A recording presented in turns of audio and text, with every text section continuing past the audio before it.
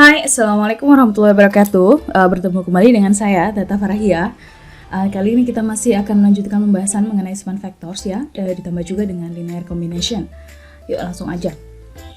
Pada video sebelumnya, kalian telah mengetahui apa itu span atau rentangan ya, dimana di sini saya berikan contoh vektor A dan B yang merupakan basis atau basic atau dia sebagai suatu acuan untuk membentuk vektor yang baru.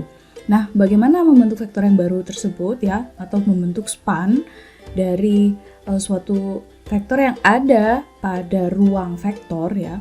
Nah, maka kita membutuhkan suatu skalar C ya, di mana C ini akan kita kalikan dengan vektor dan juga kita jumlahkan dengan perkalian vektor lainnya.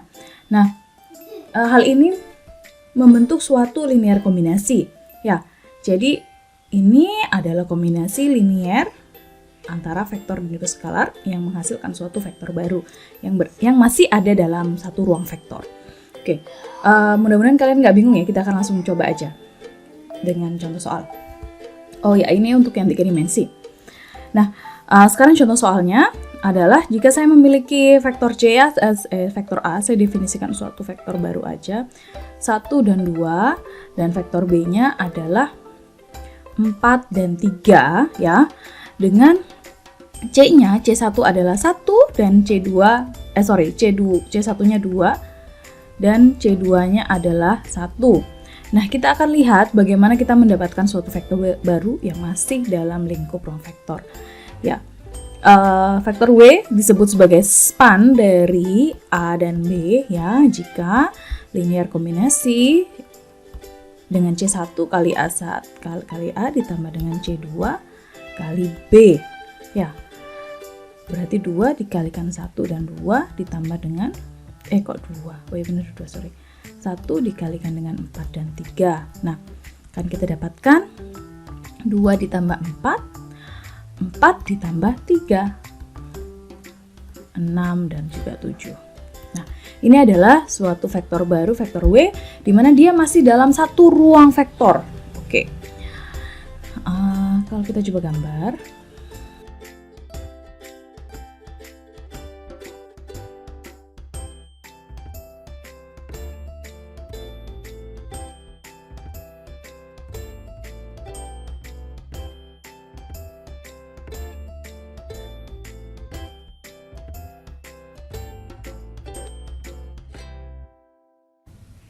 Oke, ini adalah vektor A yang biru dan B adalah yang hijau.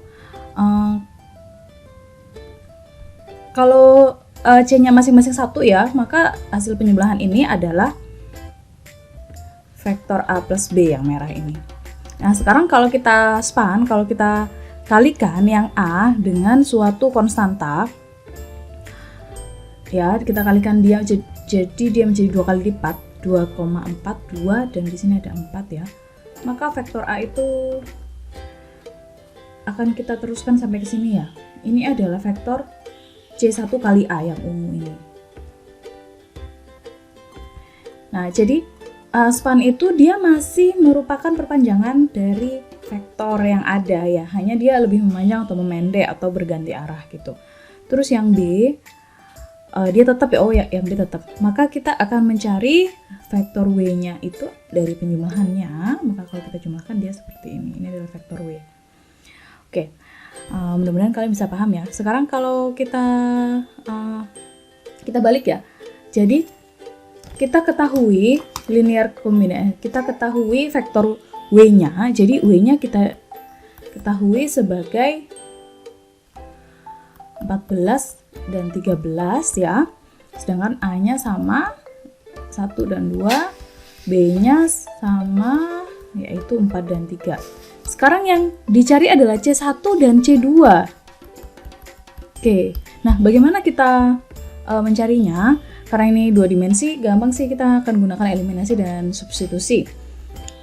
Nah, berarti kita harus mencari masing-masing kombinasi, masing-masing persamaan linearnya. Nah, jadi C1 kali A ditambah C2 kali B akan menghasilkan W. Ya, gini kan ya. Sekarang C1 karena dia tidak diketahui, kita tulis konstantanya aja, kita tulis variabelnya. Dan C2 dikalikan dengan 43 sama dengan 14, 13. Oke, nah dari sini kita bisa membentuk dua buah persamaan. Kita bisa mengekstrak dua buah persamaan. Yang pertama adalah C1 ditambah 4C2 sama dengan 14.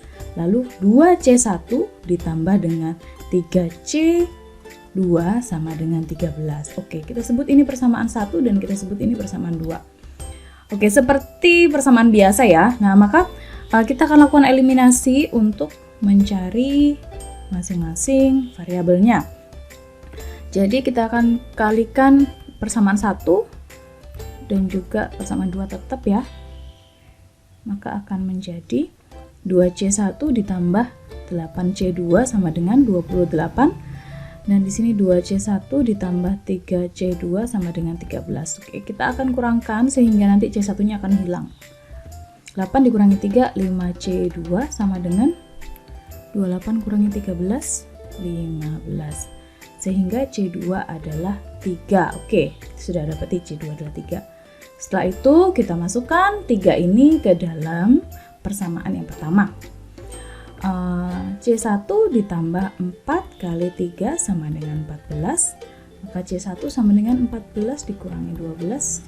C1 sama dengan 2. Oke. Nah, dengan menggunakan eliminasi kita mendapatkan hasil C1 dan C2 ya, sehingga W itu adalah merupakan span dari A dan B. Oke. Hal ini juga berlaku untuk yang pada ruang 3 dimensi ya. Maka nanti akan ada satu tambahan variabel yaitu C3. Berarti minimal kita butuh 3 persamaan linear ya. Ini disebut dengan persamaan linear. Oke, saya kira cukup sekian dulu penjelasan saya mengenai span. Kita akan lanjutkan pembahasan pada video berikutnya. Terima kasih telah mendengarkan. Wassalamualaikum warahmatullahi wabarakatuh. See you.